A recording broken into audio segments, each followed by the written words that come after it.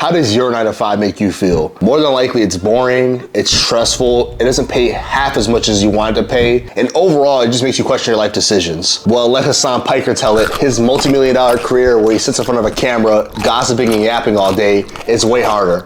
Yes, a real job can be gruesome, a real job can make you very tired, but a real job doesn't suck the soul out of you, you know what I mean? In the same way that 9 hours of streaming absolutely will.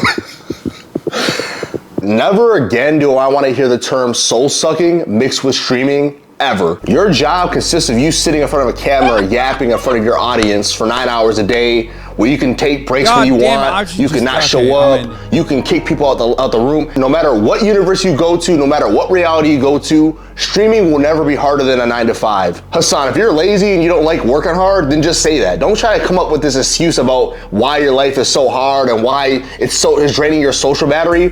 If you're making millions doing absolutely nothing, I don't want to hear about no goddamn social battery. Your job is literally like working at a restaurant where there's no customers coming in, so you and your crew members just sit in the back of the room just talking shit and gossiping. You have one of the easiest and most privileged jobs there is. And I'm jealous of you, if I'm being honest. You have location freedom, you have time freedom, you have financial freedom. You are literally your own boss and you can pick and choose as you go. Us people who are working 9 to 5s, we can't do that. If I want to go take vacation, I have to get it approved. If I want to go on vacation more than twice a week in a year, I have to find a way to accrue that time throughout multiple years of slaving for a corporate job. You don't realize how easy you got it because you've been so used to doing this shit. Your parents set you up very well to the point where you didn't have to get after it your own self. So a lot of the things you have right now were based on the foundation that were laid for you.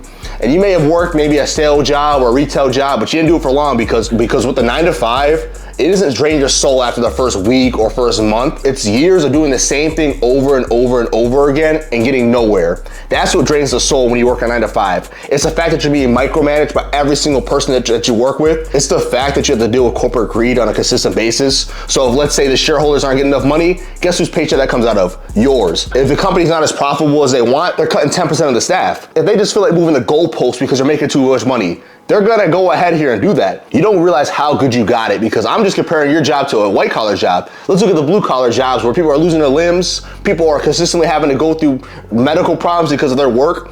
You have it so easy, bro, and you just gotta realize it. I don't need to hear context on this clip. Why do I need to hear context when you're making 30 times the amount of an average salary, doing absolutely nothing besides sitting in your chair, watching other people's content, and then just trolling on the internet? Why do I need to have context for that? Just say it, bro. Just say that you're spoiled and we get it, bro. Just imagine making even a tenth of what these guys make, talking about, oh, my social battery is drained after I work. Duh, it's work. You're not supposed to feel good right afterwards or feel like you want to do shit. You go to work to the way you can earn. You complain about your social battery afterwards. I don't even know what that feels like no more. I've been so burnt out from working the 9 to 5 and doing my content grind and doing my gym grind that I don't even know what that means to feel burnt out or tired afterwards, because at the end of the day, I still have a job to do as a man. Just to emphasize the difference between streaming and a real job, let me give you a story from my own life.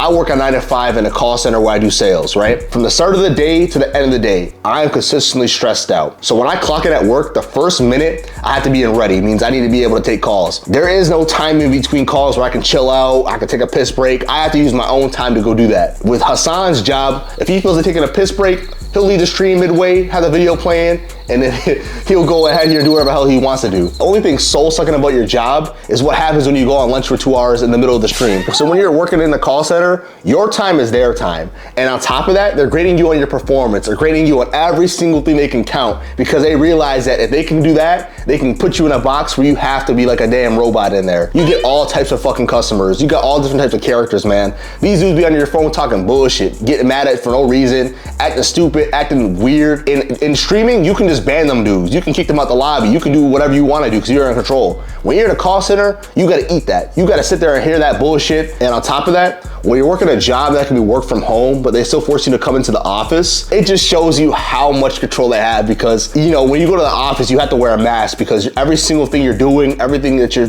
trying to do can be easily kept on track because everyone's in office. They can literally have these games going on and you won't even tell. I create content by myself all the time. I can tell you that it's way more fulfilling, it's way easier, it's way less stressful, because at least I enjoy what I'm doing. At least I can thrive in my passion. I have no passion clicking a mouse, talking to people about the most boring shit, and ultimately having to deal with their nonsense. There's no benefits to that besides me paying my bills. So the lesson to learn here is focus on the positives in your life, because when you start focusing on the negatives, that's where your attention ultimately goes to, and that's ultimately what becomes your reality. I'm a privileged streamer. Of course I'm gonna complain.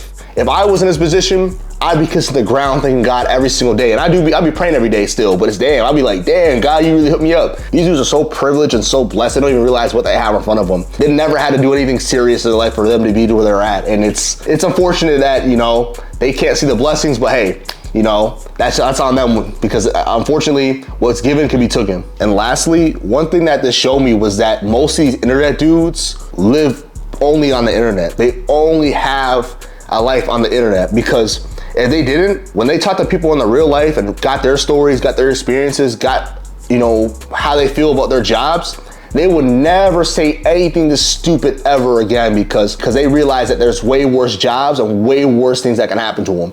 But when you live on the internet and all your day is spent in the house just clicking on videos, watching them, tweeting, and not doing anything in the real world, you become like this, which is why it's very important for us men especially to get off the internet more, get off your phone. You realize a lot of these content creators who talk about real life have no real life experience, and they're prescribing to you their method so that way you can pay for their courses, keep watching their videos, and ultimately be stuck in the rat race. Moral of the story, don't be Hasan. Be grateful for the little things in your life, even when it's hard, because that's ultimately what you're gonna have when it's all said and done. The memories of what you had at one point and what you've done in those moments. Again, my name is KJ the Black Ace. I'm gonna holler back at y'all later. Peace.